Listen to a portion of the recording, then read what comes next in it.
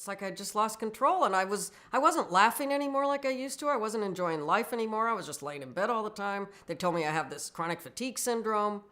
I mean, I was just going downhill. I had all these prescription bottles on my counter, which I've never done prescription drugs. Plus I was smoking medical marijuana because that's so easy to get in California. I was living in California at the time. And then I changed apartments in Santa Monica, and then I bought a house. I sold a house. I managed to do all that. And I had like all this wonderful opportunity ahead of me, and yet I was basically killing myself very slowly with all these drugs.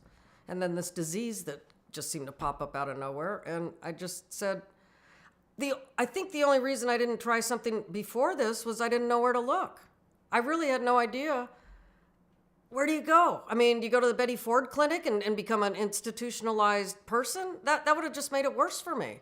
I don't even know anything about the place. It's probably fine, but not the thought of it. It sounded like going to to jail. Here sounded like it would be just total renewal, and that's what it turned out to be. So they want to get to the bottom of what's going on, not just you're a drug addict, start saying your 12-step program, which I've tried, and, it worked for alcohol. I also had an alcohol issue years ago, but I couldn't stick with it because I didn't like standing up saying every day, my name's Roberta and I'm an alcoholic, because I'm not just an alcoholic.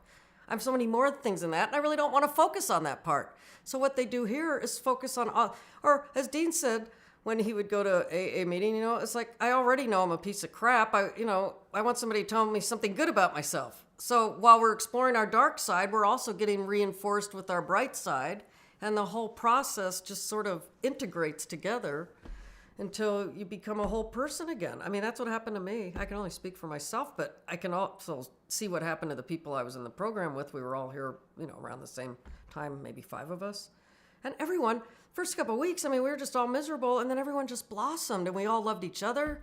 And I see it with this group. I'm back now 3 months later, and I see it with them, how they're just blossoming. Even in the few days I'm here, I've seen some remarkable things.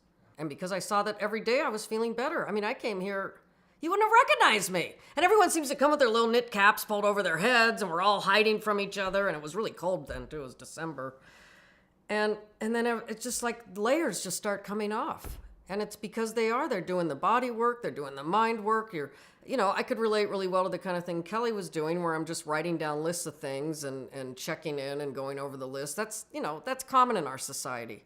But then all this other stuff, this fire ceremonies and the rattles and the breath work, where you're just laying there listening to this loud music and they're beating the tom-tom and everyone's, we're all doing whatever we want.